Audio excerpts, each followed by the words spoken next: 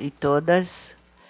Eu sou Amélia Com, me deram a honra, os meus pares me deram a honra de coordenar essa mesa sobre os desafios da política social e desenvolvimento. E eu vou passar a palavra primeiro para a Célia, depois para o Eduardo, e no final, se sobrar tempo, eu faço algumas observações. Tá bom? São 10 horas, nós temos até às 11h30, então eu acho que, sei lá, 25 minutos, tá bom? Tá? Então, tá bom. Então eu passo para a Célia começar a fazer as suas reflexões, que estão fresquinhas, porque acabaram de serem formatadas sob a forma de um livro que ela vai lançar, está saindo agora para as livrarias, e depois eu passo para o Eduardo. Célia, por favor. Você prefere esse? Acho que sim. Tem alguma coisa para controlar. Bom, bom dia a todos e todas, principalmente todas. É engraçado que política social atrai sempre mais mulheres do que homens, né? O que prova a nossa... Bom, vou deixar implícito.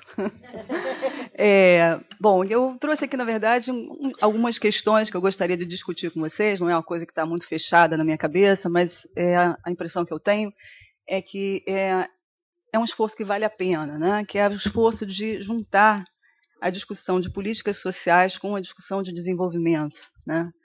É uma coisa que a gente observa, vocês vão ter paciência comigo, porque eu não sou muito letrada nisso aqui. Uma coisa que a gente observa é que essas duas literaturas, literatura sobre política social e literatura sobre desenvolvimento, elas pensam os seus objetos de forma separada, né? Eu tenho formação de economista, então eu acho que eu vivi isso com bastante intensidade, economista heterodoxa, né, que tem a questão do desenvolvimento como importante, mas assim, eu não lembro de ter tido em algum curso de desenvolvimento econômico que eu tenha feito uma discussão sobre políticas sociais, né?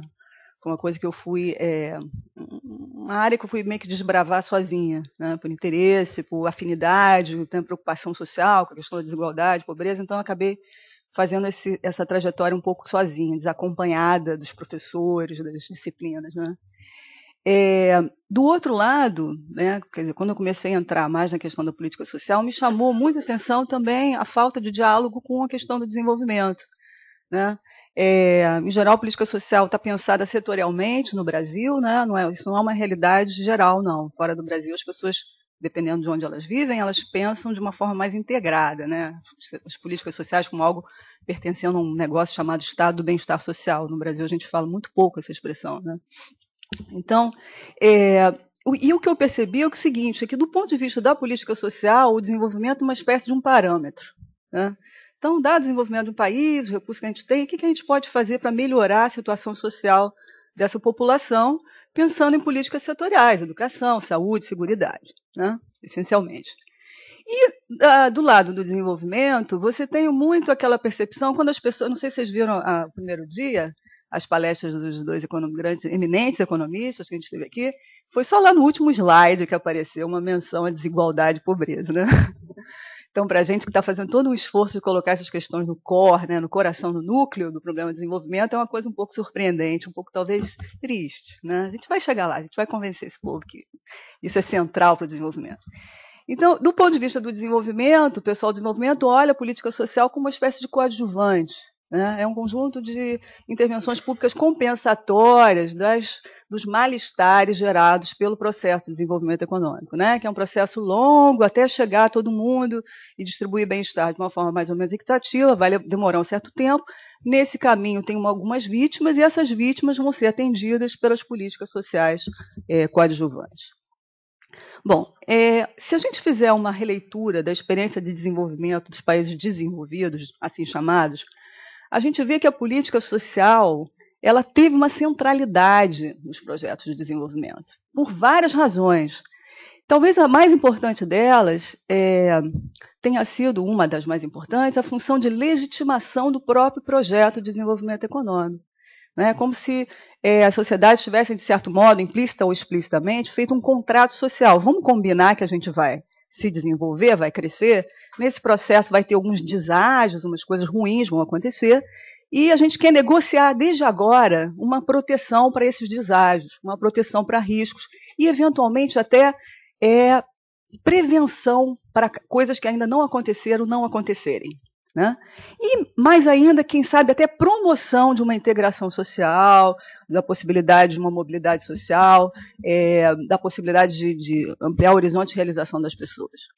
Então, a gente observa isso na experiência dos países desenvolvidos, uma certa ideia de que o desenvolvimento econômico, o crescimento econômico, ele foi politicamente negociado, né?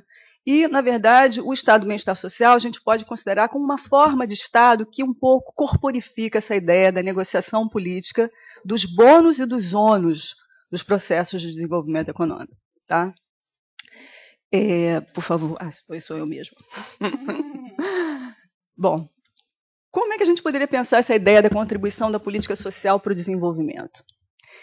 Aí eu preciso de uma definição de desenvolvimento. Né? Eu imagino que nenhum economista vai discordar da ideia de que o desenvolvimento é a respeito das pessoas. Né? Quer dizer, o desenvolvimento é um processo que você espera que aumente, expanda a capacidade de realização humana, né? A capacidade que os homens têm de realizar o seu potencial, né? Liberdade para realizar o seu potencial. E, eventualmente, até aumentar esse potencial. Né? Portanto, aumentar o horizonte de realizações possíveis. Então, se a gente concebe o desenvolvimento dessa forma, estranhamente vão aparecer umas alternativas.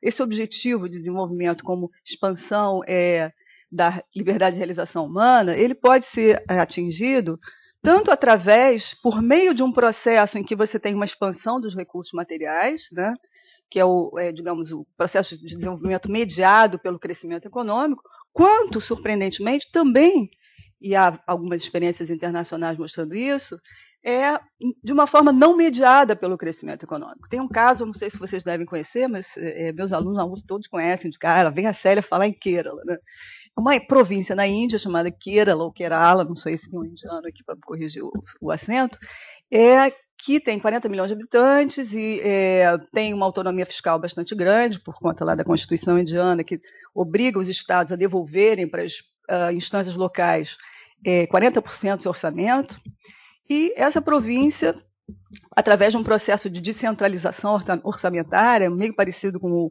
a ideia do orçamento participativo, acabou escolhendo lá um conjunto de prioridades, né, para a aplicação desses parcos recursos que tinham, de modo a expandir as capacitações da sua população, né, as liberdades reais da sua população.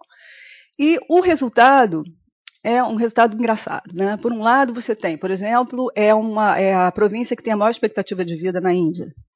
Ela tinha, em 1990, a mesma expectativa de vida da Coreia, 74 anos, maior que o Brasil hoje. Né? O Brasil acho que está em 73 ou 74. 77. Bom, eu vi 2010 no censo, 74, 77. Bom, isso, Brasil em 2010. Né? Estamos falando em Kerala, 1990, 20 anos atrás.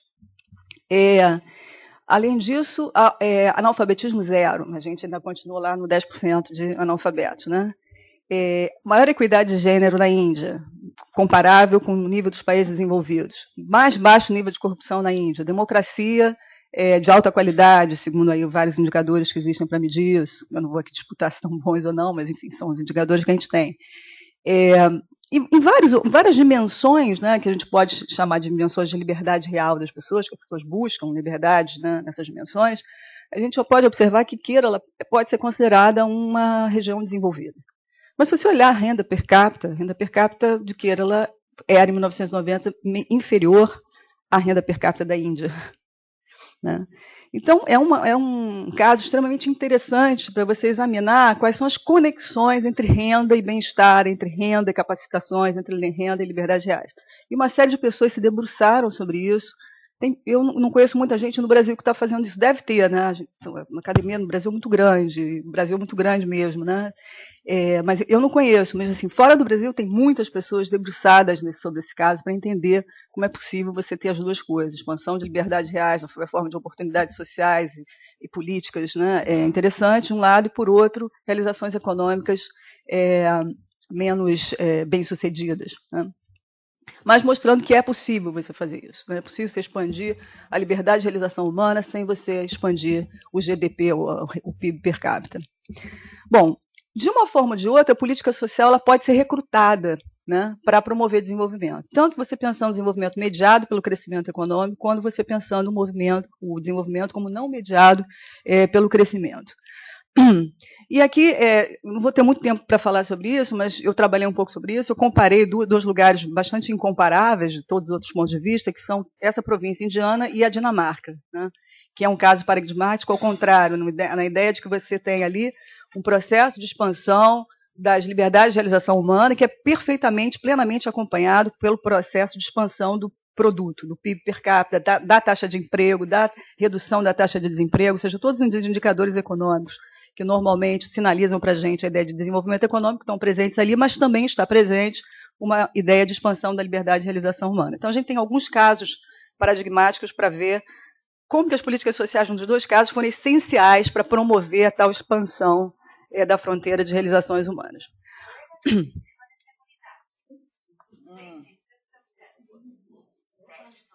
A outra sala, tá.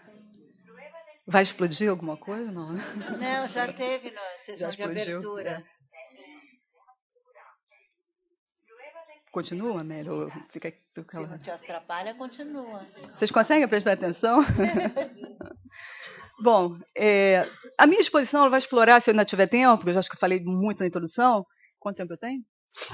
Você tem 15 minutos. 15 minutos, a generosa, né? Ela vai explorar justamente a contribuição específica da política social para a sua própria sustentabilidade. Tá? Antes eu estava falando da contribuição da política social para o desenvolvimento, né? E ela pode contribuir para um desenvolvimento mediado pelo crescimento econômico ou não mediado pelo crescimento econômico. Você tem que acreditar em mim que eu não vou ter tempo de demonstrar isso, né? Mas dei dois exemplos aqui, né? Duas regiões que são, digamos, sintomáticas desse tipo de experiência. E agora a gente vai falar qual a contribuição que a política social pode dar para ela mesma.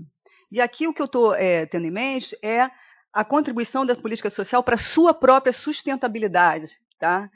Ou seja, quão endógena a política social pode ser.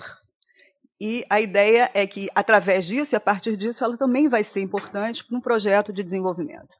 A hipótese central que eu vou trabalhar aqui é que a política social ela tem a capacidade de influenciar os recursos financeiros que a sustentam. Se eu estou acreditando que a política social tem efeitos, por exemplo, sobre o crescimento econômico, como o caso, por exemplo, da Dinamarca me mostra com clareza, né, uma série de políticas sociais que são recrutadas para o processo de crescimento econômico desse lugar e de vários outros lugares. Então, o meu interesse, a minha investigação está meio olhando para isso, né, a capacidade que a política social tem de gerar os próprios recursos que ela vai precisar para se expandir, ou seja, para continuar entregando a promessa de dar às pessoas expansão da liberdade de realização humana. Por um lado. A outra coisa que é uma outra hipótese forte do meu trabalho é que a política social, a forma como ela é concebida, as suas instituições, os seus princípios, as suas normas, a sua orientação geral, ela também é capaz de influenciar o apoio político com o qual ela conta. Então, quando eu estou falando qual é a capacidade que a política social tem de ser autossustentável, eu estou levando em conta esses dois aspectos, tá? O aspecto financeiro, o quanto ela pode contribuir para a expansão dos recursos, que vão ser, por sua vez, importantes para financiá-la, e estou levando em conta também o aspecto político, o quanto a política social é capaz de gerar, por exemplo, solidariedade, né? E, através da geração de solidariedade, gerar uma certa boa vontade tributária por parte das pessoas. Quer dizer, as pessoas se sentem estimuladas e motivadas a pagar impostos que sustentem essa política. Então, o apoio político é fundamental também, porque via redistribuição, a via da redistribuição é uma via muito importante para o financiamento da política social. Tá? Ficou claro isso? Então, essa hipótese central que perpassa todo o meu trabalho. Sou eu mesma. Bom, então agora eu vou, assim, usando um pouco essa estrutura, né, tentar trazer algumas coisas para a gente pensar essa política social desenvolvimentista no Brasil. De cara, um diagnóstico que eu vou assim, propor para vocês, sem discutir muito, é que o principal problema social brasileiro é a desigualdade. Tá? Vou afirmar isso assim, de forma peremptória. Né? Que a desigualdade, então, seria o grande obstáculo para a expansão universal de liberdades reais no Brasil. Tá? É a coisa que chama a atenção. A desigualdade chama mais atenção do que a pobreza, né? Uma vez que a gente é um país de renda média. Quer dizer, é um país de renda média, essa renda está mal distribuída, então você tem uma quantidade de pessoas, muito grande de pessoas pobres que se confronta com uma pequena quantidade de pessoas muito ricas. Né? Então, a desigualdade é o fenômeno, o problema social aqui que importa. A superação desse problema, aqui eu vou usar um pouco a terminologia da economia do desenvolvimento, deve levar em conta a experiência internacional. Da mesma forma, quando você estava pensando, por exemplo, em catch-up econômico, tá? Quer dizer, Brasil convergir para onde estão os países desenvolvidos, você não olhava para a experiência internacional e via onde é que estava a fronteira nessa experiência, né? Quais são os países que estão na fronteira, nos setores de fronteira, nas tecnologias de ponta, e uma estratégia de desenvolvimento ficava de olho no que aqueles países estavam fazendo. Então, analogamente, se a gente define o nosso problema como sendo a desigualdade, a gente tem que olhar também na experiência internacional quem são os países detentores da tecnologia social de ponta. Ou seja, quem são os caras que tiveram maior sucesso na redução da desigualdade. Né? Não é muito o que a gente está acostumado a fazer no Brasil. Né? Quando a gente lê alguns trabalhos sobre políticas sociais, a comparação é sempre com o Chile, né? Ou Estados Unidos, né? Chile é um país que tem um índice de Gini muito alto, Estados Unidos é entre os desenvolvidos o país que tem mais alto índice de Gini. Por que a gente vai olhar o pessoal que está atrás da fronteira tecnológica? Vamos olhar para quem está na frente da fronteira tecnológica e ver que tecnologias sociais, isso aqui tudo metafórico, tá? Quais são as políticas públicas que essas pessoas, esses países estão usando, que explicam, em parte importante, o sucesso que eles estão tendo na redução da desigualdade. Né? Então, isso é um outro ponto que eu acho aqui relevante. A terceira parte do argumento é que a própria política social pode contribuir, como eu disse antes, para relaxar o problema da restrição de recursos. Porque muita gente vai dizer assim, mas você quer copiar o país desenvolvido? É caro isso, eles gastam muito dinheiro. E a gente não é tão desenvolvido assim, a gente não tem os recursos. Mas se a gente consegue identificar que a própria política social pode contribuir para relaxar essa restrição, tá, que é a proposição que eu estou fazendo desde o início, o nosso argumento fica mais forte, o argumento de copiar, aspas, tá? Copiar com adaptação, lógico, ninguém está pensando em fazer cópia xerox, né? Copiar com adaptação. A gente está olhando para quem foi bem sucedido e alguém vai dizer, mas eles são desenvolvidos, a gente não tem dinheiro, a gente diz, mas peraí, a política social pode ajudar. Ela pode ajudar porque ela pode convencer as pessoas a favor da redistribuição, eu vou explicar como, e ela pode, por outro lado, aumentar, por exemplo, contribuir para o aumento da produtividade, contribuir para o aumento da taxa de participação no emprego. Tem várias coisas que ela pode fazer que vão ajudar a aliviar ou relaxar essa restrição dos recursos. Então, por meio de uma estratégia desenvolvimentista, a política social ajuda a relaxar a restrição, por meio da universalização, aqui é um outro ponto novo, né? Da universalização do uso dos bens públicos sociais, ela pode aumentar a boa vontade das pessoas, por exemplo, de classe média, a financiar essa política. Tá? Esse é um ponto, uma hipótese que eu vou estar trazendo, uma hipótese de trabalho forte. Se você universaliza os serviços, né, se você pensa em serviços sociais em que você está botando todo mundo junto, as pessoas que vão usar esses serviços vão achar razoável pagar por esse serviço, obviamente, desde que esses serviços tenham qualidade. Né? Então, a ideia é de que isso poderia, então, aumentar a boa vontade das pessoas que têm recursos para financiar políticas universais. Coisa que você não consegue quando você faz políticas segmentadas. Né? Você faz política segmentada, dá serviço para o pobre, é lógico que você vai ter restrição do ponto de vista da redistribuição, para obter das pessoas que não vão se beneficiar desses serviços, recursos para financiar esses serviços. Não sei se ficou complicado, mas a ideia na minha cabeça é clara. Bom, próximo. Que políticas a gente poderia imaginar, né, que teriam essa capacidade aí de, aumentar ou relaxar a restrição de recursos, porque promove aumento da atividade econômica, e 2, relaxar a restrição de recursos, porque convence gente que tem recurso a financiar essa política. Aí eu pensei, assim, de uma forma muito ainda preliminar, tá? Num conjunto, olhando para as experiências bem-sucedidas, aí na minha cabeça são os países da Europa do Norte, né? Acho que todo mundo aqui tem isso com bastante clareza.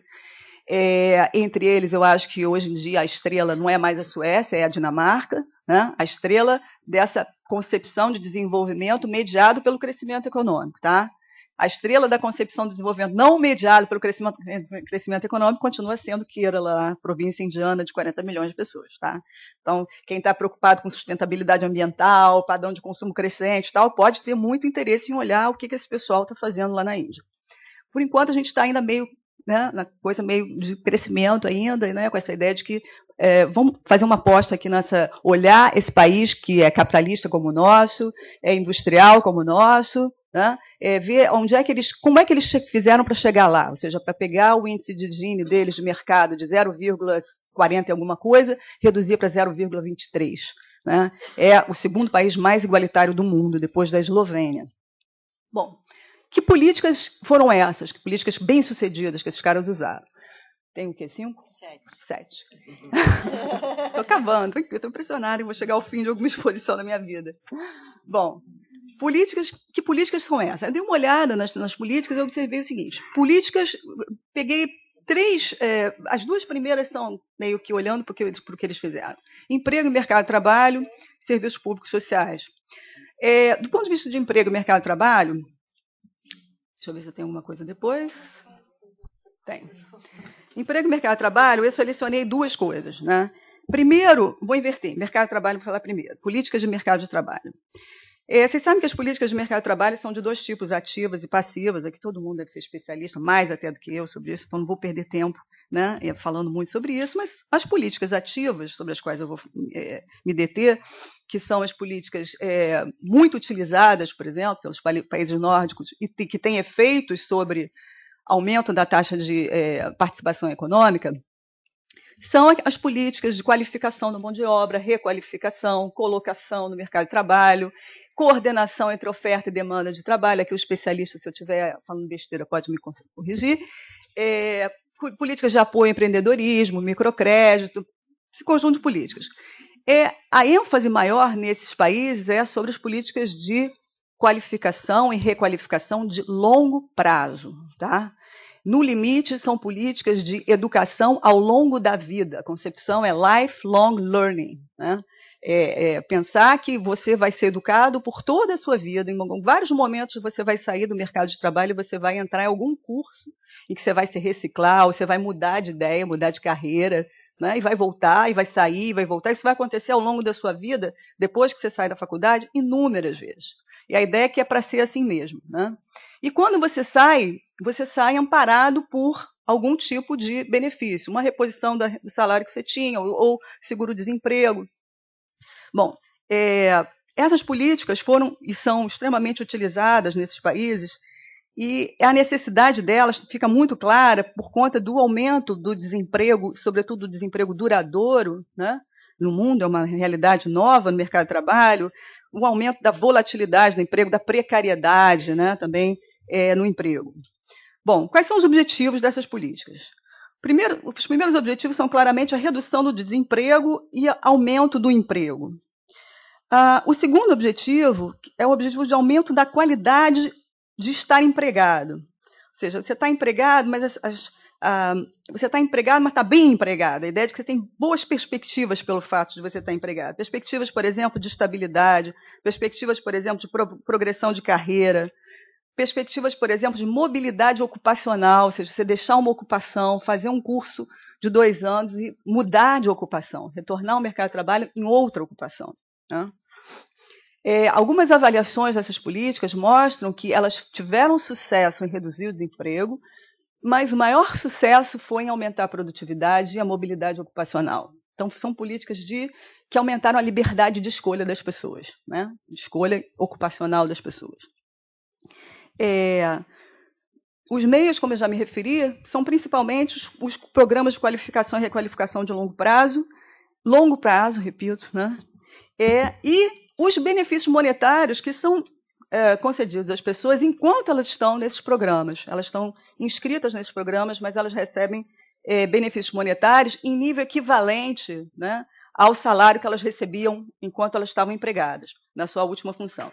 A ideia é que essas políticas de qualificação e requalificação elas estão mirando a sua reinserção, a reinserção do trabalhador no mercado de trabalho numa condição melhor, com mais qualificações e num emprego de melhor qualidade. A ideia é você estar olhando para cima.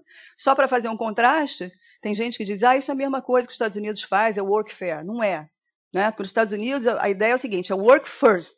Primeiro você trabalha, depois você recebe o benefício. Então você tem que se virar para arranjar um emprego, em geral um emprego que está abaixo do teu nível de qualificação, para você se qualificar e receber o welfare. Tá? Então, é completamente diferente. Não é uma estratégia desenvolvimentista no caso americano, e é claramente uma estratégia desenvolvimentista no caso nórdico. Bom, como é que está o Brasil nisso? Né? A triste realidade, vou mostrar para vocês agora. Enquanto a Dinamarca, por exemplo, gasta 1,3% do PIB dela nas políticas ativas, o Brasil gasta 0,02, ou seja, quase zero, 0,02. Isso representa 2% do total de gastos brasileiros em políticas de mercado de trabalho. Tá? Então, assim, se você olhar para os Estados Unidos, que não é campeão no uso dessas políticas, a gente está muito pior do que os Estados Unidos, 0,43% do PIB. Bom, o emprego público seria a outra. Ai, cadê? Está aqui. Emprego público seria uma outra contribuição da política social naquela ideia de relaxar suas restrições, né? A política social ela pode gerar empregos se, por exemplo, ela investir fortemente na expansão dos serviços sociais. A gente viu, infelizmente, uma das palestras do primeiro dia, e é uma coisa que eu ouço várias vezes, né? Já não é a primeira vez que eu ouço, que a gente, no Brasil, está bem em termos de gastos em serviços sociais públicos. Eu discordo radicalmente disso, né? Eu fiz um trabalho lá no meu centro de pesquisas com uma aluna de doutorado, a gente calculou déficits de gastos do Brasil em educação e em saúde. O déficit de educação é espantoso, né? Eu não sei se é 10% que a gente tem que ter, mas não deve ser muito diferente dessa cifra, pela conta da gente. A gente fez a conta simplesmente comparando, por exemplo, o gasto per capita por estudante, né? No Brasil com o chileno. O Chile tem uma posição melhor que o Brasil no PISA, aquele famoso exame que mede a qualidade da educação, né, em uma certa medida. E a nossa defasagem em relação ao PIB, ao Chile, é de 5,6% do PIB. Ou seja, a gente já teria que, em 2005, ter dobrado o nosso gasto em educação para ter um nível equivalente de gastos em relação ao Chile. Se for a Coreia, a comparação, aí é 7%. E se for a Finlândia, aí, bom, eu não vou nem falar. Né? Que era o primeiro lugar do PISA no ano em que a gente fez. Então, acabando aqui, você me dá mais 2? Vocês deixam? Depois é o Eduardo que é incontrolável. Bom, já entrei, eu gostei disso, ser incontrolável. Primeira vez na vida. Bom, porque esse ponto do emprego público eu acho que é um ponto extremamente importante. Né? O emprego público foi uma das estratégias usadas pelos países nórdicos para lidar com os problemas de mercado de trabalho pós-anos 70, né? A expansão do emprego público. Curiosamente, não é estranho isso, a expansão do emprego público importante foi nos setores de serviços sociais. Ou seja, foi o welfare state que cresceu. Cresceu aumentando o emprego geral e o emprego das mulheres, especialmente. Né?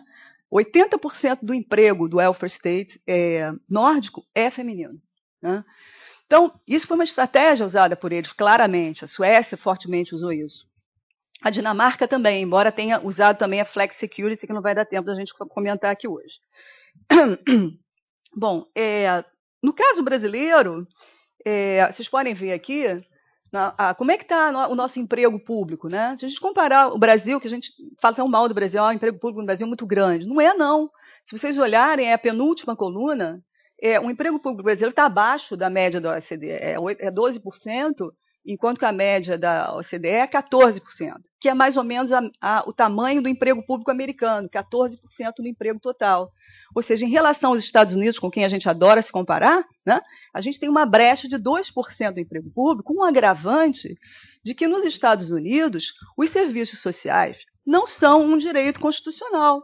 E no Brasil, educação e saúde são direitos constitucionais. Né? Então, isso coloca a gente numa posição relativa pior ainda em relação aos Estados Unidos, com os quais a gente gosta de se comparar. Se olhar para os países nórdicos, não dá nem para a gente começar. A questão da expansão de serviços sociais ela é muito interessante porque ela atua em duas pontas. Né? Por um lado, você tem o aumento do gasto público e todos os efeitos multiplicadores que isso tem sobre a economia, né, em termos de emprego, renda, consumo, demanda de consumo, a demanda de investimento e aumento da produtividade, que você está falando em educação e saúde, está falando em gente. Né? Por um lado tem isso, por outro lado tem o fato de que a gente tem uma carência enorme desses serviços. Né? Então, a oferta de serviços sociais ela é relativamente baixa em relação à demanda se a gente fosse cumprir os preceitos constitucionais e todo mundo usar o SUS, por exemplo, todo mundo usar as escolas públicas. Né?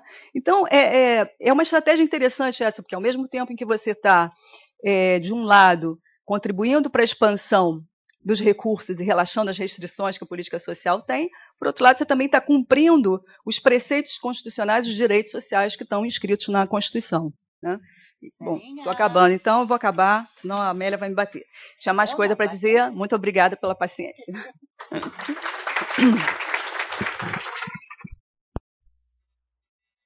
Não, muito bom, mas infelizmente, né, a gente tem aqui uma restrição material de tempo. Bom, agora vamos passar para outro que é incontrolável também, tá certo? Que é o Eduardo. Não, essa incontrolabilidade da Célia é o fenômeno novo. É o contágio. Hoje eu vou surpreender você. Você vai ver. Surpreenda não. Bom dia a todos. Agradeço muito a oportunidade de estar aqui. Na verdade, eu vou complementar muito a fala da Célia. Né? Eu queria falar um pouco sobre o Brasil e pensar no futuro do Brasil, pensar na nossa agenda. Né? A gente discute a agenda de desenvolvimento, mas uma parte dessa agenda do desenvolvimento tem a ver com a agenda social. Né? Então, qual que é a agenda social que o Brasil tem hoje? Né? Qual que é a agenda da educação? Qual que é a agenda da saúde? Qual a agenda da previdência? Qual o futuro do trabalho? Qual o futuro do sindicalismo? Né? Eu não tenho visto essa discussão, então eu vou procurar puxar um pouco para esse lado. Começo com uma parte mais histórica, rapidamente, que é o seguinte. O Brasil teve acho que poucos países, talvez a Espanha e Portugal, que saíam de uma ditadura militar, né, o Brasil também, né, ele teve uma certa oportunidade histórica. Né? O que é isso? É o seguinte, nós não entramos no neoliberalismo diretamente, só a partir dos anos 90 nós entramos no neoliberalismo. Observem que o neoliberalismo, por exemplo, o Chile foi privatizado, a Previdência do Chile foi privatizada em 1982. Né? Por que nós não entramos no neoliberalismo diretamente? Porque nós estávamos acertando as contas com a ditadura militar. Tá certo? Então, esse é um processo que vai começar em meados dos anos 70, né? As forças que lutavam contra a ditadura militar, em meados dos anos 70, elas vão formular um projeto, e depois de uma difícil marcha, dificílima, esse projeto vai dar na Constituição de 88. Né? Quando você lê a Constituição de 88, 90%, sei lá, a maior parte das bandeiras desse projeto democrático forjado nos anos 70 essas bandeiras estão inscritas na Constituição de 88, né? Com exceção da reforma agrária, que foi a grande derrota. Né? Estou vendo a minha amiga Renata Coutinho aqui, a Amélia, né? Tiveram um papel importante, participaram ativamente daquela luta contra a ditadura militar. Né? O que as forças que lutavam contra a ditadura formularam? Formularam um projeto com 3 núcleos. O primeiro, democracia, é isso que unia todo mundo.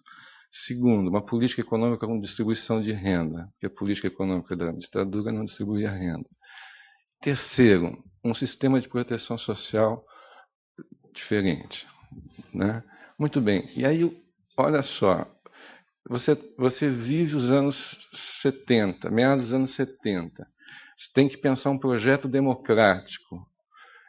Onde você vai olhar? Você vai olhar na experiência da social-democracia europeia, não é isso? Que até então estava dando certo, o welfare state, o estado do bem-estar social. Né? Nós vivíamos os chamados 30 anos de ouro, né, ou 30 anos gloriosos, de 1945 até 75. Né? Então, e quais eram os valores que estavam lá? São os valores, enfim, não tem, se vocês conhecem isso, quer dizer, a ideia toda do, enfim, você tem um pacto entre o capital e trabalho, política de pleno emprego, etc. O capital abre mão de certas coisas, os empregadores, os sindicatos também, não é isso? Visando o pleno emprego, o estado de bem-estar social, direitos trabalhistas, etc. Na questão do estado de bem-estar social, quais eram os valores? Primeiro, a ideia de direitos, né? Direito social como parte da cidadania. Segundo, a ideia da universalidade. Esses direitos são universais para todo mundo. Né? Terceiro, a ideia da seguridade social. O que é seguridade social? A seguridade social é um contrato social em que a sociedade está disposta, onde todo mundo aceita que todo mundo tem o direito ao mínimo, mesmo aqueles que não podem pagar. Não é isso? Muito bem. Como é que se financia quem não pode pagar? Pelo sistema tributário. Um sistema tributário progressivo, onde quem ganha mais paga mais, né? E você faz a transferência da renda via sistema tributário. Não é isso? E esse, de forma muito geral, são os princípios do Estado do bem-estar social, do welfare state, etc. E os nossos formuladores, quem estava pensando nisso, Aloysio Teixeira, que faleceu recentemente, Sulamís Daim, Maria Conceição Tavares, Luciano Coutinho, enfim, Amélia, enfim, esse pessoal todo, tá certo? Cláudio Salme, a Sula participou importante nisso. O que o pessoal olhava? Olhava lá, tá certo? E formulou o projeto. Né? Tem um documento, se vocês quiserem ver, tem um documento do MDB que chama Esperança e Mudança, é de 1982. Esse documento tem três partes: democracia, política econômica com distribuição de renda e um estado de bem-estar social inspirado na coisa europeia. Tá certo? Várias das propostas que estão na Constituição de 88 está nesse documento. Está claro? Muito bem.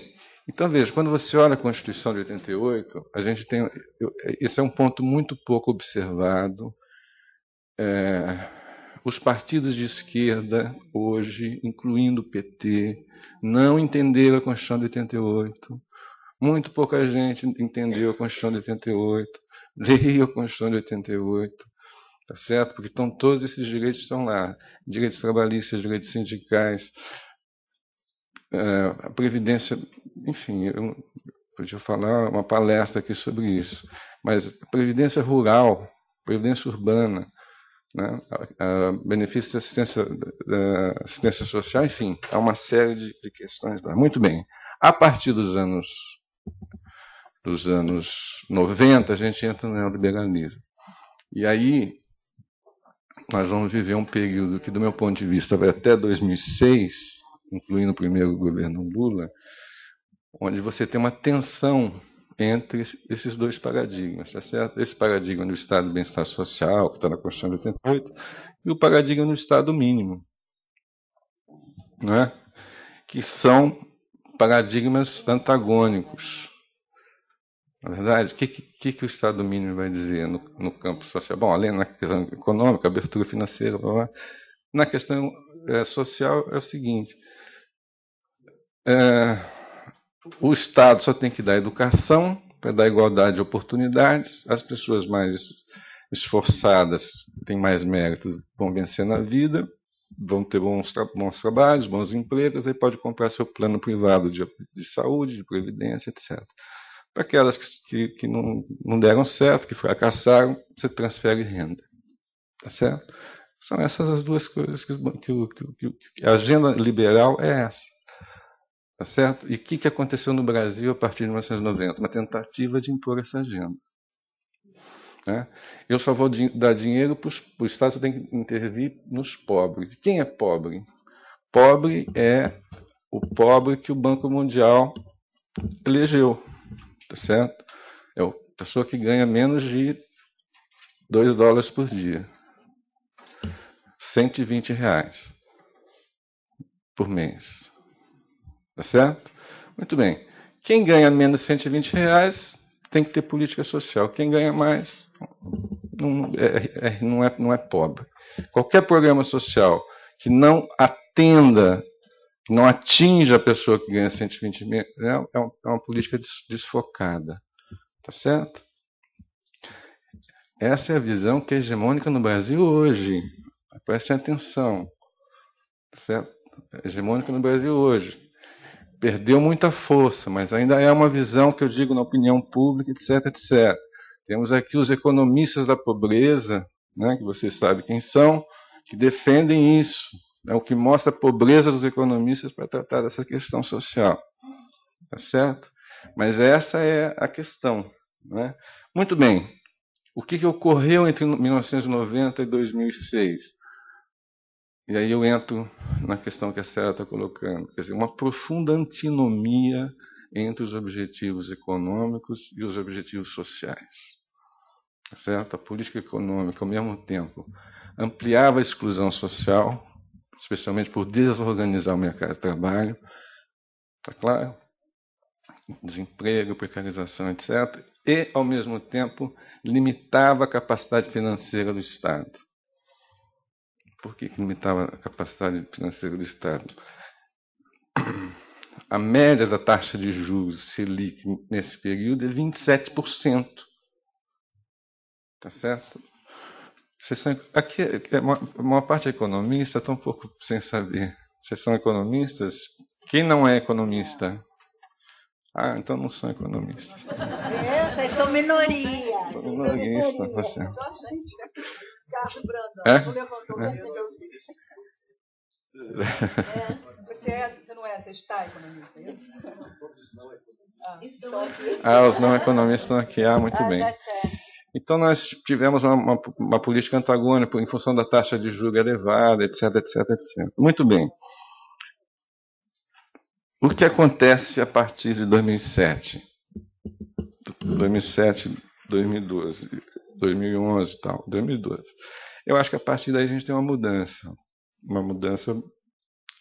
onde você tem uma articulação mais positiva entre a economia e a sociedade, entre a economia e a questão social. Né? Você teve a redução da pobreza, a redução da desigualdade social, reduziu, tá certo? Evidente que não é uma maravilha, mas reduziu. Você pega a década passada, a renda dos mais pobres subiu 50%, a dos mais ricos 10%. Né? Então, isso mais ou menos mostra uma pequena melhora na distribuição da renda. A pobreza cai, etc, etc. Né? Por que isso aconteceu? As organizações internacionais, você lê os relatórios aí todos, OIT, etc., dizem que isso tem a ver com Bolsa Família, o que é uma bobagem. Tá certo? Bolsa Família teve um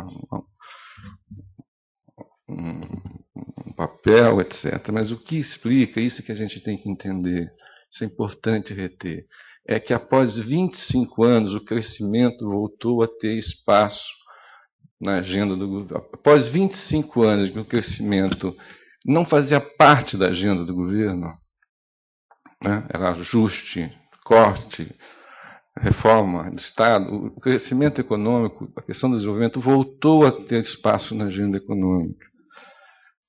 Tá certo? Esse é o ponto central. Houve uma melhor articulação entre a economia e a questão social. É a partir de 2007, por exemplo, que você tem o PAC. O que é o PAC? É uma tentativa de retornar o papel do Estado no planejamento e na coordenação dos investimentos públicos e privados. Né? O crédito teve um papel fundamental. Né? Especialmente a partir da crise de 2008, os bancos públicos, né? BNDES, Banco do Brasil, Caixa Econômica, tiveram um papel fundamental no crédito. O BNDES, só para vocês terem uma ideia, o BNDES investia em torno de 30 bilhões por ano, passou a investir 120 bilhões por ano a partir de 2009, 2010, 2011, tá certo? O crédito para puxar o investimento, etc. Então, a economia voltou a crescer, a gente viu ontem, aí, estamos crescendo em média nesses anos em torno de 4,5%, quando crescemos 1,8% na década de 1990. Tá certo? Então, essa articulação é o retorno do crescimento econômico, né?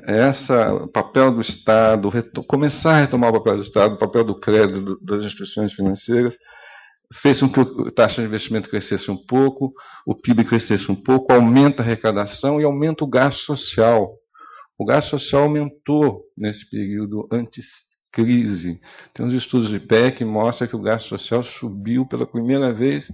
Você olha os gráficos do gasto social, é assim: PIB sobe, o gasto social sobe. PIB desce, o gasto social perde. Quando chegou em 2008, o PIB cai e o gasto social sobe. É a primeira vez que acontece isso. Então, você utilizou o gasto social como medida anticíclica, né, para sair da crise, né? Então, isso teve um papel no mercado de trabalho. Foram criados mais de 10 milhões de empregos formais.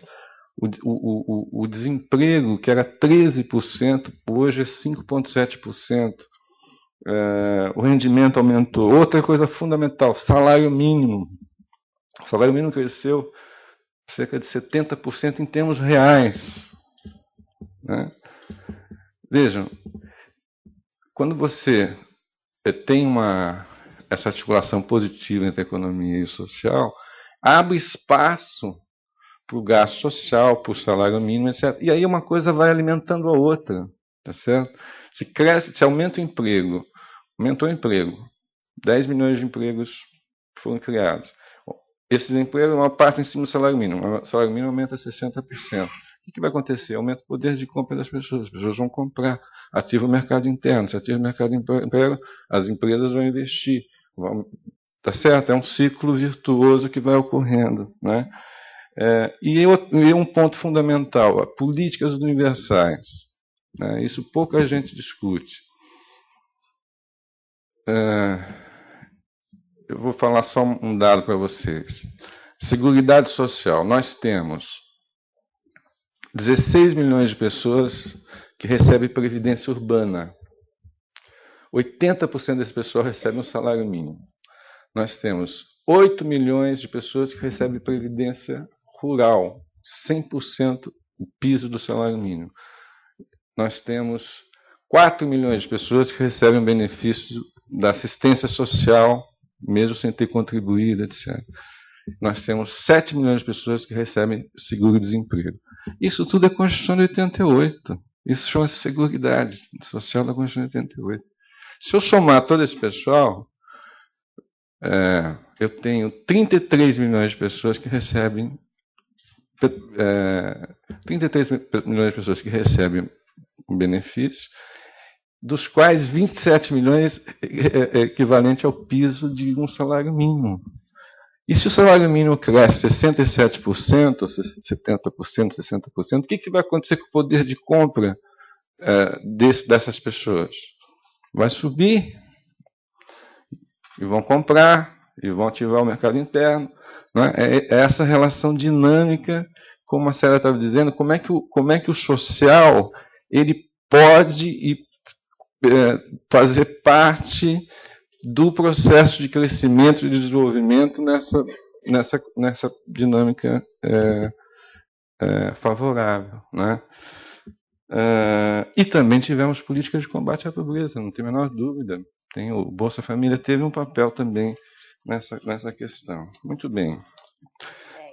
10 minutos. Tá bom, vou tentar. Bom. Agora ele vai tentar. Agora você surpreendeu. Bom, isso é o que aconteceu até agora. Então, só para destacar para vocês, quer dizer, de 2007 para cá, nós tivemos uma articulação positiva entre o econômico e o social. Isso não pode ser perdido, gente. A melhor política social que existe é o emprego, tá certo? E para ter emprego tem que ter crescimento. Tá certo? Não crescimento a qualquer custo, tem a questão ambiental, etc. Mas tem que pensar essa questão. Muito bem, o que eu vejo hoje? Eu vou agora avançar um pouco mais. Vou pontuar algumas questões, depois, se vocês quiserem discutir, a gente discute. Se der tempo. É? Tá.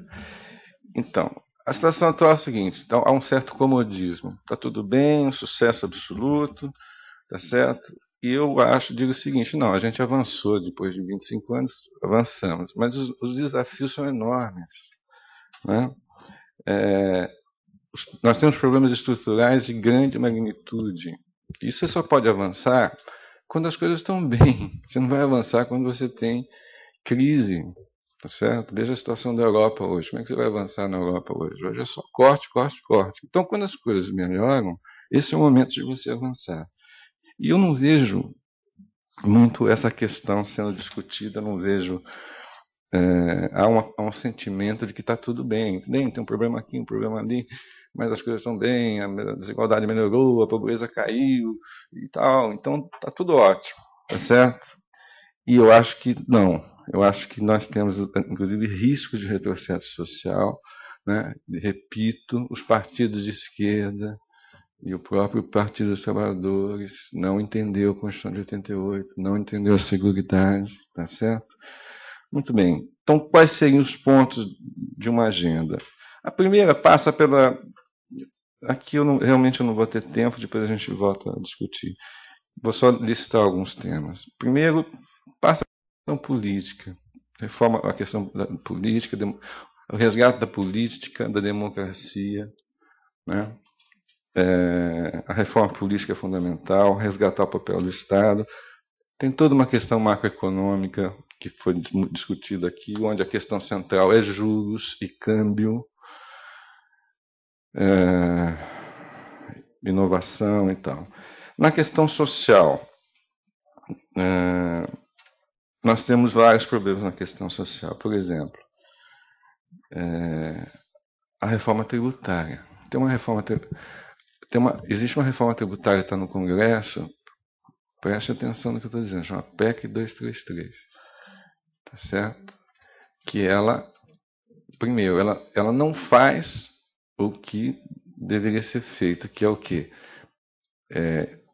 Mudar o sistema tributário brasileiro é muito injusto, né? Regressivo.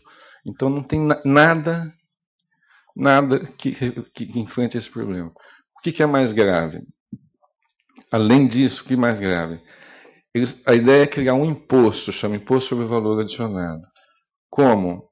Acabando com todas as outras contribuições que financiam a Seguridade Social. Então, você tem a contribuição sobre o lucro líquido, a contribuição sobre o COFINS, faturamento. São 2 impostos que foram criados em 88, tá certo? Estão lá nos planos do PMDB, do MDB de 82, que é para financiar a saúde, para financiar a previdência rural, que não é contributiva, assistência social, que não é contributiva. Né? Uma parte do PIS-PASEP é para financiar o seguro de desemprego, o FART, etc. Então, o que esse IVA faz? Você tem o IVA e acaba com todos os outros impostos, que são impostos constitucionalmente vinculados a financiamento social. Está no Congresso. Alguém está discutindo isso? Né? Todo mundo é a favor de simplificar o sistema de impostos. Todo mundo diz que a reforma tributária é urgente. Mas essa reforma tributária, essa acaba com o artigo 195 da Constituição, que dispõe as fontes de financiamento para a Seguridade Social. Então, esse é um ponto que tem que ser discutido. Há uma outra questão que está na ordem do dia, que como fazer a reforma tributária é complicada, né, o que está acontecendo é que estão fatiando. Então, tem toda a questão das desonerações. Vocês não estão ouvindo aí? Desoneração. Agora estão sendo feitas medidas para desonerar 20%, quer dizer, a contribuição patronal de 20% sobre a Seguridade Social, tá certo? Está sendo eliminada. Foi eliminada por alguns setores, e agora parece que a ideia é ampliar os setores que estão sendo contemplados com isso. Tá certo? O que significa isso? Significa que vai ter problemas na reforma tributária, vai ter problemas no financiamento da Seguridade a médio prazo. Né?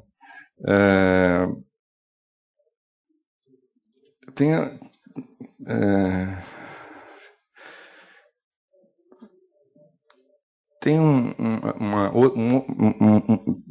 outra questão importante, que é a mercantilização e privatização das políticas sociais. Tá certo? Houve uma tendência fortíssima para privatizar saneamento básico, transporte público, o metrô do Rio é privatizado, o subúrbio do Rio é privatizado, talvez seja um dos poucos metrôs do mundo privatizado. Tá certo? Buenos Aires privatizou e reestatizou. Tá certo? Em São Paulo é concessão. Então, essa ideia toda da privatização é um tema que a gente tem que enfrentar. Né? Isso também ocorre na assistência social, na saúde. Saúde é uma coisa inacreditável. Tá certo? São cunhas que vão fazendo retroceder o Sistema Único de Saúde. Tá certo? A questão das chamadas organizações sociais, os OCIPs, enfim, é um processo enorme, a gente não está discutindo isso. Né? Em parte, isso tem a ver com a lei de responsabilidade fiscal, só em parte, lei de responsabilidade fiscal. A lei de responsabilidade fiscal tem aspectos que são positivos, eu não estou aqui dizendo que eu sou contra a lei de responsabilidade fiscal, mas ela tem um problema que é o seguinte, quando ela diz que o Estado só pode gastar 50% com pessoal, né? Pessoal, só 50%. Bom, muito bem. O que aconteceu nos anos 90 corretamente? Assistência social, educação e saúde, houve um pacto federativo correto de ter uma transferência dessas funções para estados e municípios, especialmente municípios. Isso ocorreu ao longo dos anos 90. Mas quando chega no final dos anos 90, fala assim, bom, agora não pode gastar mais do que 50% do pessoal. O gasto com saúde e assistência social é basicamente pessoal, tá certo? Então, o que se faz? Você encontra formas para burlar a lei de responsabilidade fiscal. Porque quando você contrata uma ONG, uma cooperativa, uma empresa que fornece mão de obra, isso não entra como gasto pessoal, entra como gastos de terceiros, tá certo? Agora, o que acontece com isso? Acontece para a saúde, para a assistência social, para uma série de outros setores. Bom, trabalho e sindicalismo. Qual o futuro do trabalho? O trabalho vai ser supérfluo. Como ampliar a formalização? Como deter a flexibilização e a terceirização? Como deter a rotatividade? Vocês sabiam, o Jazz fez um estudo agora, que mostra o seguinte, nós criamos 10 milhões de emprego, não criamos? Criamos. Sabe quanto foi a rotatividade nesse período? 10 milhões. Tá certo? 10 milhões. Você pega o Jazz, acabou de sair um estudo do Jazz. Né? Então é uma forma de rebaixamento. Né?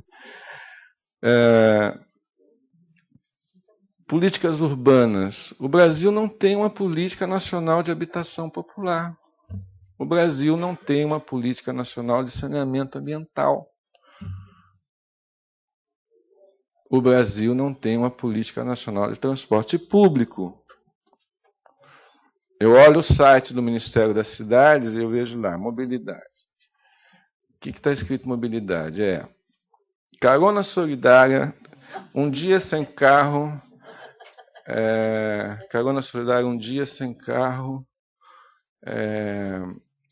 bicicleta. Bicicleta é a nova alternativa para o transporte público, ciclovias. Eu escrevi um artigo no jornal e escrevi assim, bicicleta é elitista, porque serve para a pessoa que mora em Higienópolis e trabalha no Pacaembu, mas não serve para a minha empregada que mora no Capão Redondo e trabalha no Butantã. Quase me mataram o pessoal da bicicleta. Como que bicicleta elitista? Falei, oh, desculpa, então tá bom, então bicicleta para todos, tá certo? Mas agora está havendo um parque, está havendo um parque da mobilidade, etc. Tudo bem, estão aumentando os investimentos nessa área, mas sobretudo para as cidades da Copa do Mundo. Quer dizer, tudo bem, mas se não tivesse a Copa do Mundo, o que aconteceria? Quer dizer, agora o mais importante é assim, não existe quando você fala uma política, não é só fontes sustentáveis de financiamento, mas é também uma coordenação entre níveis de governo. Né? O que cabe à União, aos estados, aos municípios? Eu vou dar o exemplo de São Paulo. O metrô de São Paulo está dentro do município de São Paulo e o município de São Paulo não investe um tostão no metrô. Tá certo? Quer dizer, então, essa coordenação entre níveis de governo, enfim, coisas desse tipo. A reforma agrária. Tem gente que diz que não precisa mais de reforma agrária. Né? E na Seguridade Social, para encerrar, Amélia. Até desistiu, né? Pegou os pontos. Eu vou só deixar uma coisa aqui que é o seguinte: o desafio do movimento social, das pessoas dos especialistas em políticas sociais, etc., é quando vamos cumprir a Constituição. Esse é o desafio. Tá certo? Depois, se vocês quiserem saber mais sobre isso, eu falo. Tá certo? Mas o Brasil... Só se a Amélia me der mais alguns minutos, mas não vou romper o meu compromisso do tempo. Mas a questão é quando vamos cumprir a Constituição da República? Esse é o ponto. O Brasil, repito, você pega, para encerrar, você pega, por exemplo, nos anos 90, 9 países da América Latina privatizaram a Previdência. Vocês sabiam disso? 9 países, incluindo Bolívia, Equador, tá certo? Argentina, o Chile já tinha privatizado. Nós, felizmente, foi difícil, teve, enfim, mas a gente conseguiu resistir, as coisas, né? Então, a diferença do Brasil de grande parte desses países é que esses direitos estão na Constituição, tá certo? O problema nosso é que eles não são cumpridos, e não são cumpridos desde 1989, tá certo? É muito diferente da situação de um país em que sofreu as reformas liberais, né? E esses sistemas de proteção social foram todos varridos da Constituição. Então, a luta hoje do movimento social, enfim, não só remontar esses sistemas, como a Argentina está tentando fazer, como o Chile está tentando fazer, mas criar novos consensos, novo contrato social, recolocar essas questões na Constituição. Olha só a dificuldade que é. Né? Aqui não, aqui as coisas estão na Constituição, o problema é que não são cumpridas. E, finalmente, tem a questão da educação, que eu também deixo para lá, mas concluindo. Nós temos muitos, enfim, para concluir, como a Célia colocou, a política social pode ter uma relação muito positiva e tem um papel importante no desenvolvimento econômico, tá certo? Né? Isso não é percebido, em geral, pelos economistas. Né? Eu sou economista, então eu sei um pouco do que eu estou falando, tá certo? Normalmente as escolas de economia chegam até o mercado de trabalho, tá certo? Não avançam mais do que isso daí. Então, o que essa experiência recente do Brasil mostrou mesmo que o econômico pode ser um gancho importante para o dinamismo da economia, para o crescimento, etc. Só que, além disso não ser compreendido, essas políticas sociais, nós avançamos, eu acho que avançamos, mas existe ameaças de retrocesso muito claro, tá certo? Existem cunhas que estão sendo colocadas para esse retrocesso, né? E existem desafios que não estão sendo enfrentados, tá certo? Então, um pouco esse debate que eu acho que eu gostaria, enfim, de fomentar de alguma forma, né? É isso. Muito obrigado.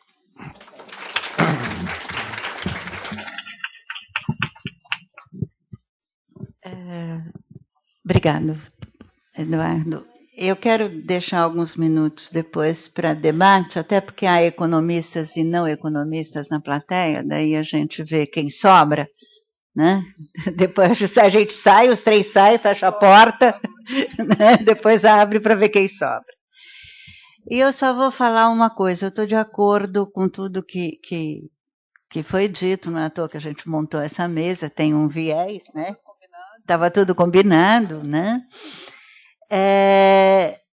Que eu acho que a gente tem uma coisa fundamental, que eu acho que é de princípio, não só a se buscar uma relação virtuosa entre o econômico e o social, mas se suplantar uma concepção de políticas sociais que tenha como parâmetro, que no geral tem como parâmetro o mercado, porque o mercado diferencia, tá certo? E as políticas sociais, a história brasileira, apesar dos avanços, etc., o aumento do salário mínimo, etc., a história brasileira, já que a Previdência é a marca, é que reproduz as desigualdades do mercado, né? Eu acho que essa é uma questão fundamental. Mas eu não vou falar, não. Em vez disso, eu vou dar algumas pinceladas do que acontece lá na ponta, no beneficiário deste Estado, do usuário deste Estado, de tudo o que foi dito aqui pela Célia e pelo Eduardo. Eu acabei de lançar um livro sobre as cartas, mostro a capa, as cartas ao presidente Lula, Bolsa Família e direitos sociais, né? E por que eu fiz isso? Porque é uma relação direta dos pobres, dos extremamente pobres, que ou não conseguiram entrar no Estado para terem benefícios ou se sentiram prejudicados, né, direto com o Estado, sem permear organizações sociais, sindicato, movimentos sociais, partidos políticos, etc. Primeira surpresa, a carta ao presidente Lula é o sinal do desespero. É o último passo, não é o primeiro, como seria a minha hipótese, dada a cultura do jeitinho brasileiro, etc., que seria mais fácil eu ir direto a quem manda, né? E por que Lula? Porque Lula é a lei para eles, tá certo? O que, na cabeça deles, o que o Lula disser e mandar, acontece. E a gente sabe que não é bem assim, né? Então, foi interessante porque deu para desmistificar todos os preconceitos contra programas de transferência de renda.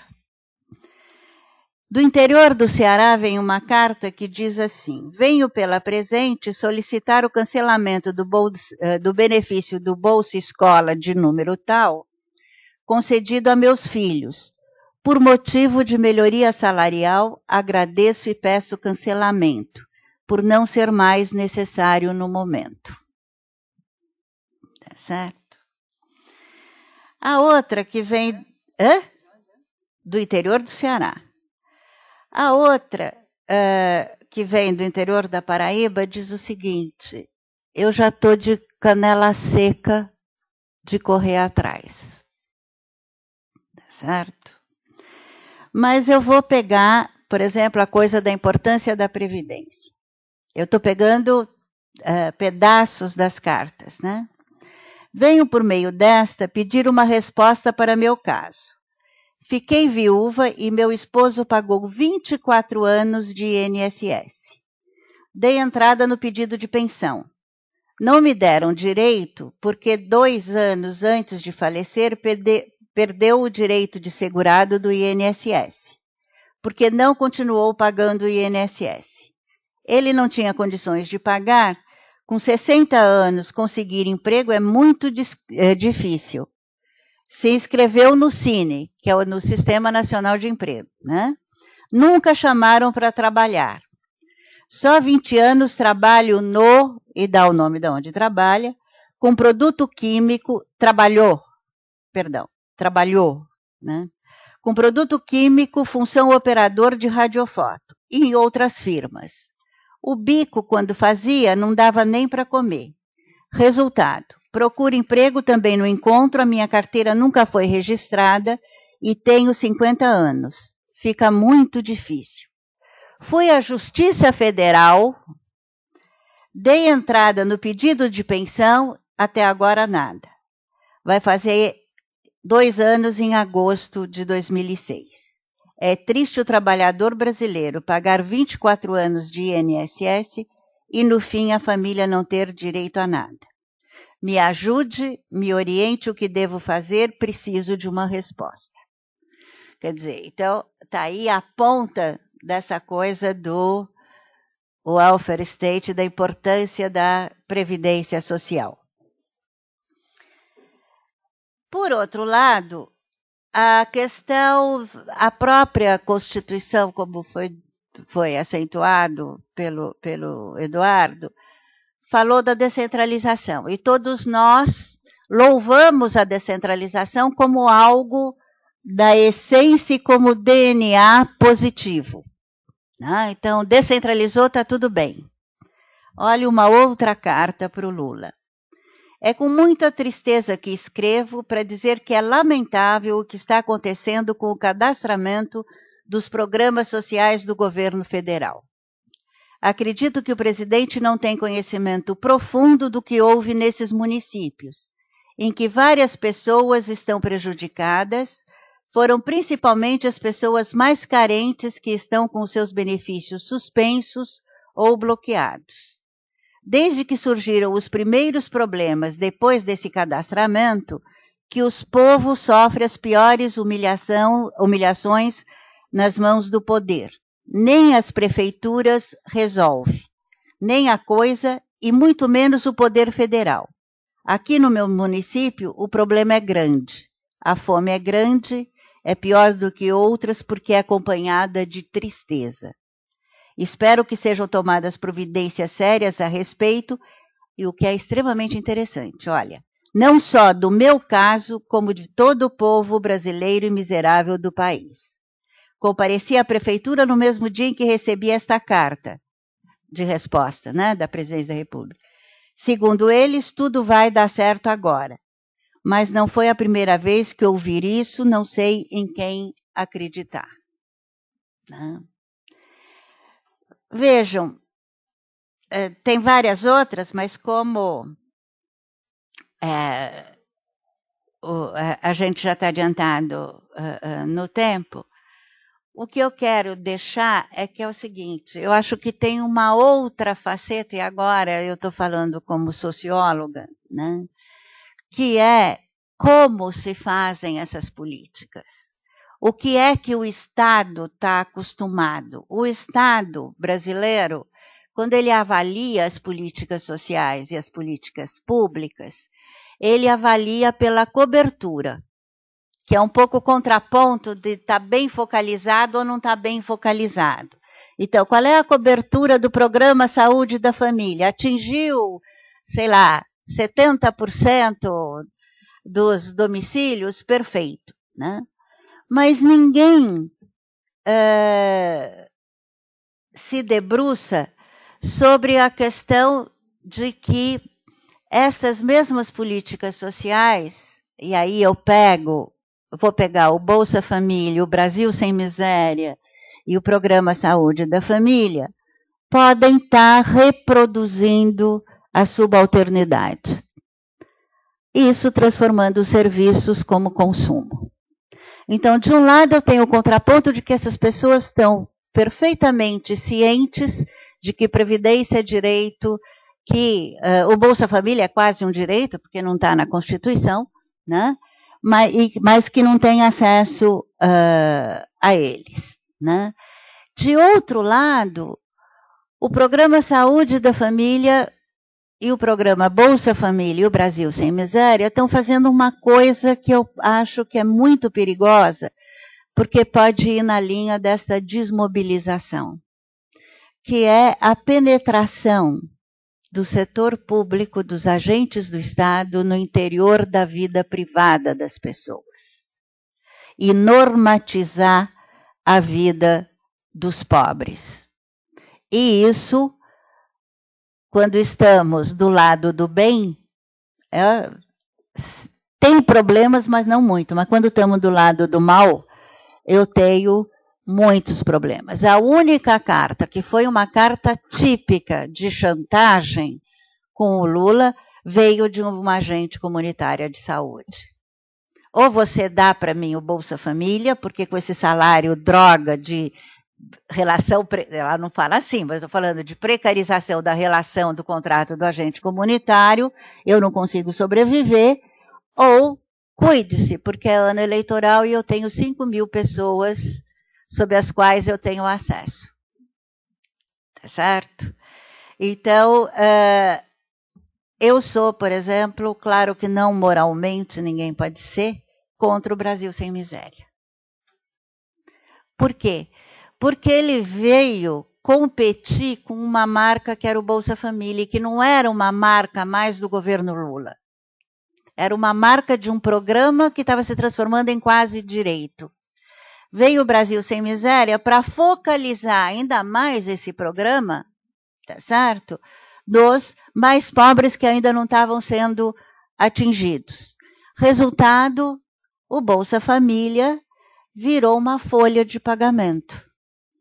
Quando a gente tinha todo o potencial, tá certo? Foi por isso que depois de um ano eu saí do governo, quando eu vi que o outro projeto já tinha ganho, de ser uma política de constituição da cidadania que não fosse só pela via de consumo de bens e serviços.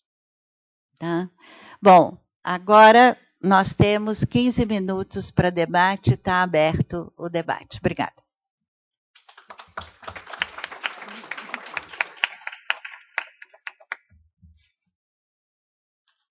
Tá, lá de trás.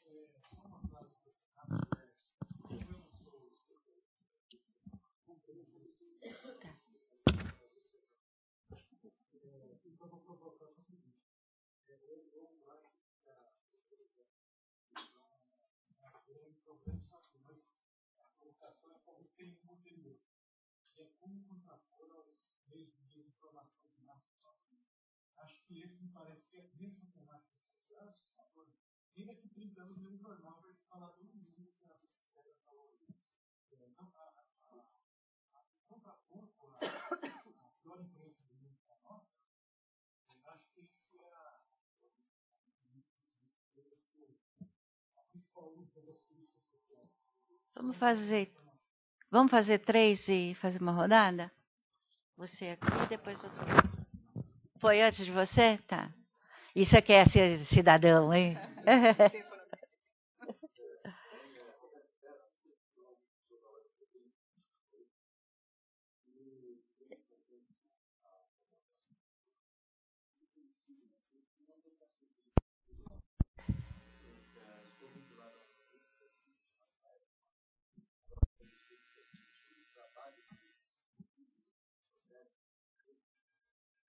Exatamente tratado na apresentação sobre a convergência na associação, na relação entre as abordagens.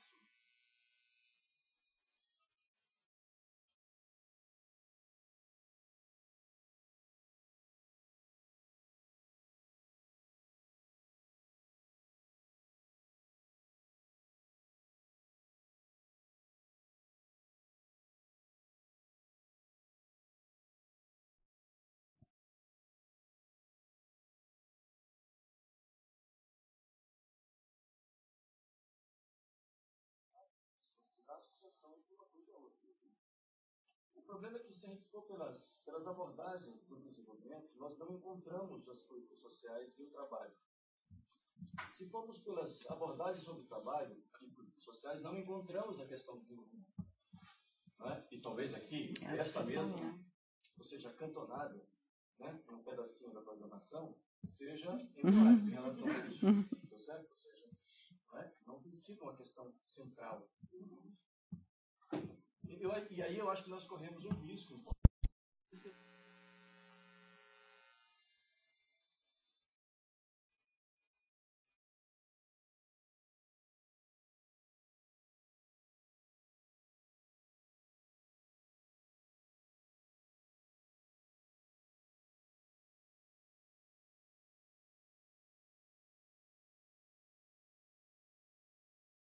As greves que aconteceram em 2011, isso refletiu um pouco em 2012, nas obras do PAC, em março de 2000, esse que fechou o dia.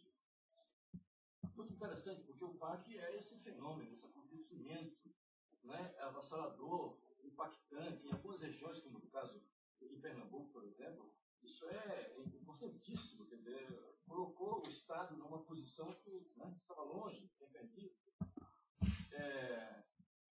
E aquelas greves, fora das centrais, fora da lógica do sindicalismo, das negociações e tudo mais, realçaram uma coisa que não estava na pauta, não estava na agenda, não estava no debate político, né, social brasileiro, que é as condições de trabalho dessas pessoas.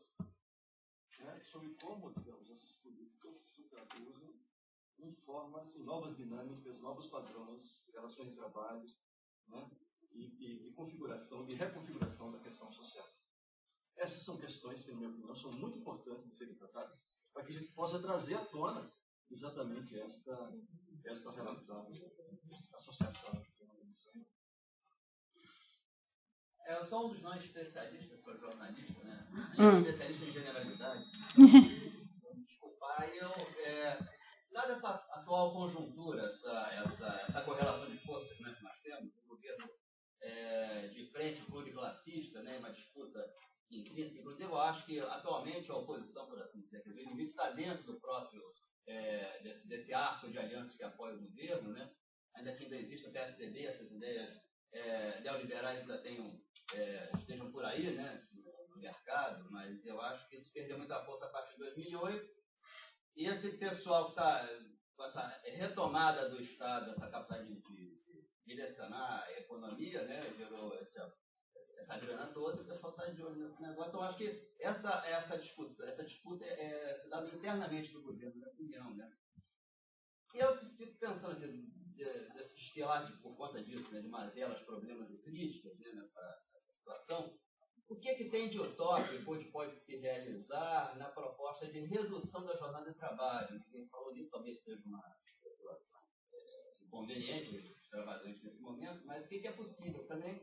Imagino que seja outra forma de você ampliar a oferta de emprego, inclusive nesse processo de desemprego estrutural, né?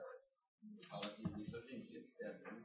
É isso. Isso é utópico, é realizável, realmente pode ser uma frente dos trabalhadores brasileiros. Eduardo, começa você?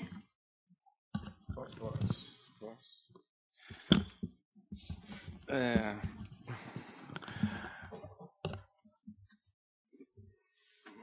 O Roberto, eu acho que você coloca uma questão bem importante aqui, que na verdade é o seguinte: os economistas param em trabalho, né, e não avançam. No mercado de trabalho, no mercado de trabalho. E o pessoal que trabalha com a área social, você falou isso, né, também não vê economia como, né, tem dificuldade de ver isso. E a outra questão que eu vejo que é muito complicada é a seguinte: a gente tem um viés muito setorial, tá certo? Quem trabalha com saúde só discute saúde. Quem trabalha com ciência social só trabalha com ciência social. Quem trabalha com educação só trabalha com... Tá certo? Então, por exemplo, uma das questões que eu coloco aqui, cumprir a Constituição da República. A Constituição diz, por exemplo, que tem que ter um Conselho Nacional da Seguridade Social. Está lá no artigo 194, parágrafo 4º. Tá certo? O que é o Conselho Nacional da Seguridade Social? Você imagina se... Isso nunca foi feito. Agora, você imagina se você tivesse um conselho com o pessoal da saúde, da previdência, da assistência social, do FAT, tá? Um conselho nacional, né, com um órgão de controle para ver se os recursos não estão sendo desviados, etc, etc. né? Isso nunca foi discutido, tá certo? Pode ser um instrumento muito importante de luta política, etc. Né? Outra questão, essa questão que eu mencionei das desonerações. A desoneração é um assunto chato para burro. Reforma tributária é chatíssimo, tá certo? Mas devia estar na ordem do dia de quem trabalha com assistência social, saúde, previdência, porque vai acabar com o financiamento. Daqui a 10 anos vai ter um rombo, aí sim vai ter um rombo na Previdência. Porque até agora não tem rombo nenhum. A Previdência Urbana deu lucro de 40 bilhões no ano passado. Tá certo? Se você tirar as renúncias de 20 bilhões, aí o lucro baixa para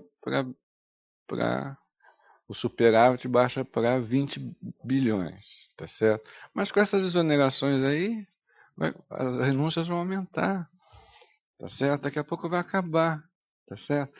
Então, só para mostrar para você como essas coisas estão muito ligadas. Então, a gente tem que pensar em como é que a gente articula essas agendas de todo mundo, tá certo? É um pouco um trabalho até que a gente tem procurado fazer, tentar montar uma rede, tá certo? A gente tem trabalhado nisso, tem uma plataforma sobre a política social para pensar essa agenda, para incorporar todo esse debate, para juntar essas, não deixar de fazer a questão, pensar a política social como uma coisa setorializada, né, mas pensar o conjunto e na relação com a política e com a economia, talvez esse seja um caminho, né?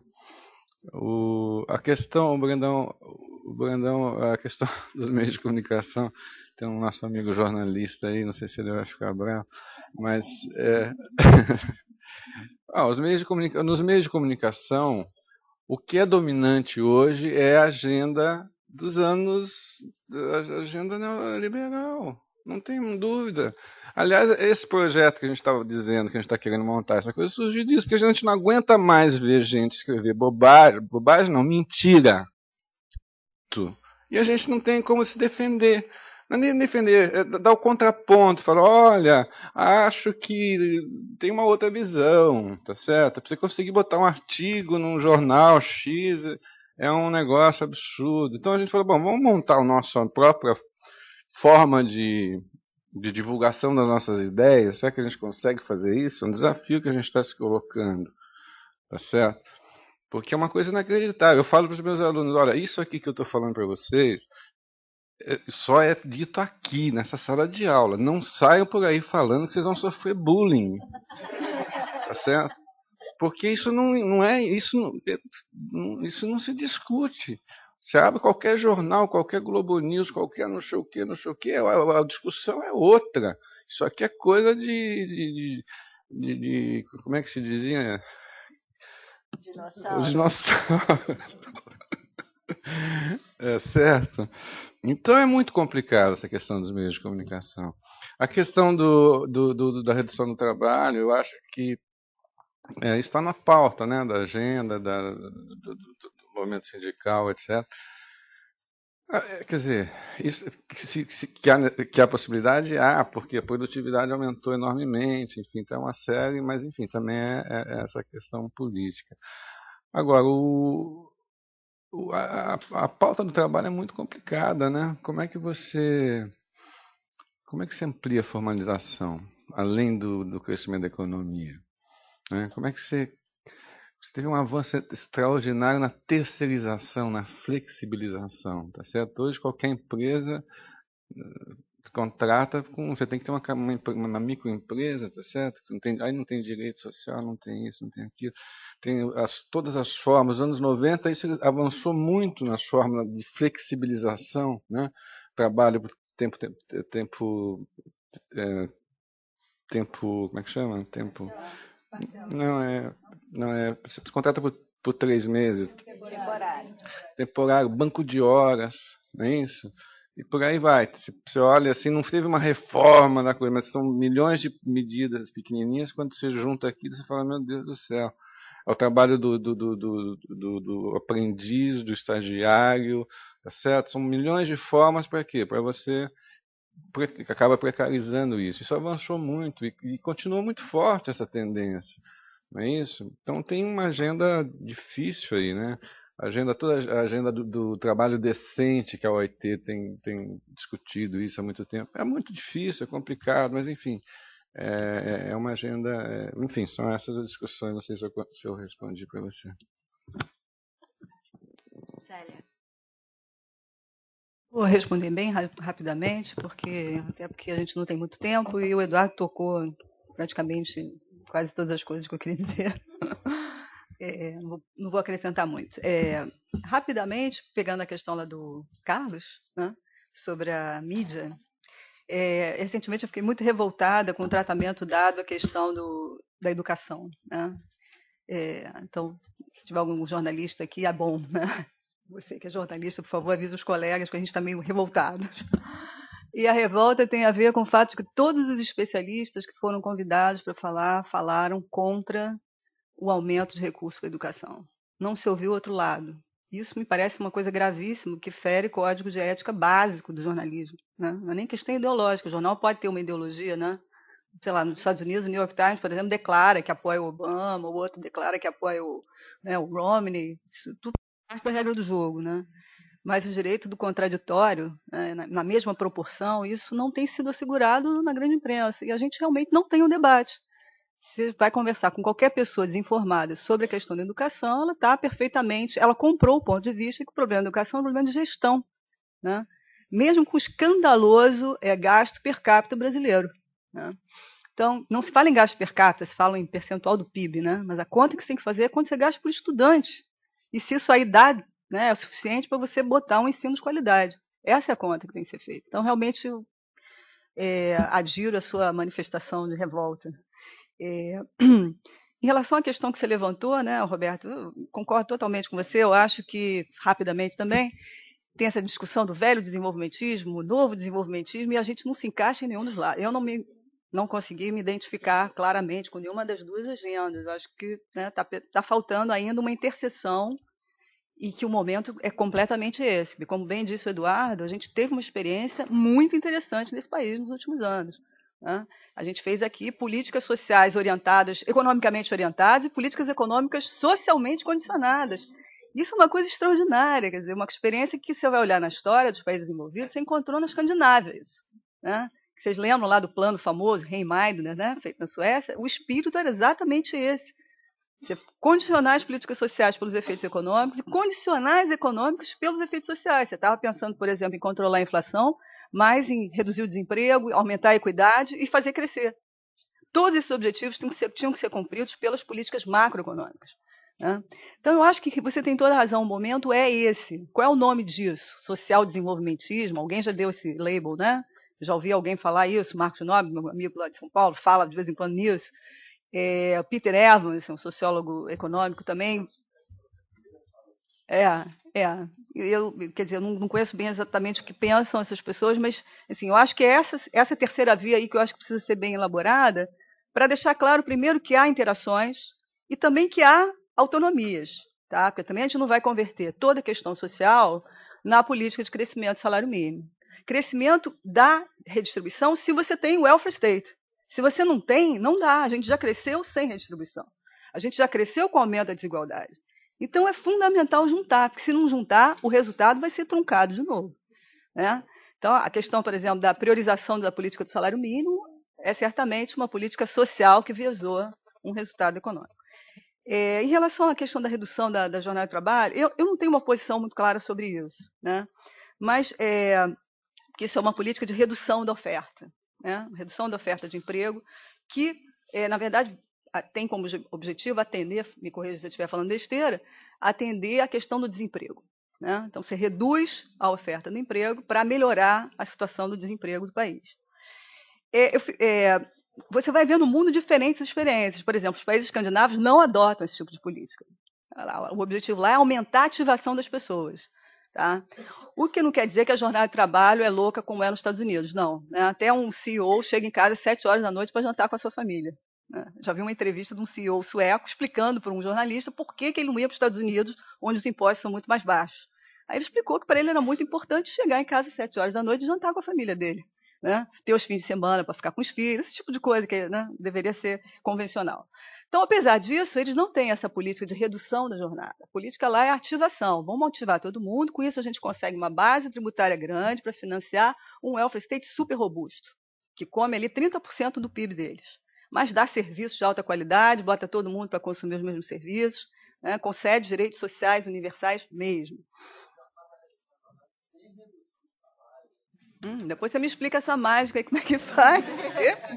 Eu por enquanto, suspendo o juízo.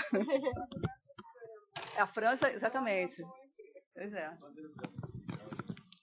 Bom, tem uma escrita, tem mais? Manifeste-se agora ou cale-se para sempre? Uhum. Agora. Bom, eu sou assistente social, me identifiquei muito com as cartas, porque o assistente social fica na ponta do iceberg para responder. Atualmente eu sou professora da UF, na Faculdade de Ciência Social. Na verdade, eu trago uma inquietação, né? Acho que a Célia colocou, agora amarrou um pouco mais, de que, além da importância, eu acho que o debate que a gente vem fazendo no sentido da importância dessa articulação entre desenvolvimento e política social, eu acho que uma questão é também discutir que desenvolvimento a gente defende, porque a gente viu, né, são várias concepções, tanto para o novo quanto para o velho, e que se a gente não tiver, pelo menos no campo das políticas sociais, isso muito claro entre a gente corre o risco mesmo de abraçar e acolher essas tendências que a gente tem visto hoje nas políticas sociais, né? Que tem incidido na individualização dos problemas, né? Tanto isso vem se dando atravessando várias políticas, na questão, acho que as cartas trazem, né, do Bolsa Família, questão da matricialidade do SUAS, na questão do programa de família, nessa tendência de culpabilização, de moralização, de disciplinamento dos pobres, em nome, né, do desenvolvimento de habilidades, de capacidades e de que a gente está criando novas oportunidades. Na verdade, é só uma inquietação e poderíamos ficar aqui debatendo o dia inteiro. Pois é, mas como por uma feliz expressão, essa mesa está encantonada aqui, enquanto quem decide está lá discutindo, né, que são os economistas, né? E isso é o reviver experiências que, nos anos 80, quando se fazia os programas de governo Lula, no Instituto de Cidadania, os economistas ficavam lá embaixo, a área social ficava numa salinha, e de vez em quando eu falava, escuta, vocês já desceram para avisar os homens lá de baixo? Porque não vai dar, né? Bom, eu queria terminar e agradecer muito a presença de vocês com uma dedicatória que o Celso Furtado fez à Rosa no seu livro Longo Amanhecer, que ele dedicou à Rosa, que me ensinou a paciência, né? Essa área social, é verdade, como diz uma das cartas, quem tem fome tem pressa, para mudar o padrão, reconformar o Estado, tá certo? Para as questões sociais, requer paciência, mas requer a urgência de quem tem fome, tá? Antes de encerrar, definitivamente, eu vou a Célia, a nossa nova insubordinada, quer dar um recado extremamente importante. Bom, desculpa, vou ter que fazer um intervalo comercial. É que eu estou lançando um livro que tem a ver com as coisas que a gente discutiu aqui, muitas das coisas que a gente discutiu aqui. Chama O Estado do Bem-Estar Social na Idade da Razão. Acabou de sair pela editora Campos Elsevier e vai estar nas bancas, brincadeira, né? Nas livrarias a partir, eu acho, do final desse mês. E vai estar disponível em e-book, para quem não gosta de carregar peso, né? Dá para baixar lá no e-book. Só isso, então. Obrigada. Bom, então, obrigada a todos.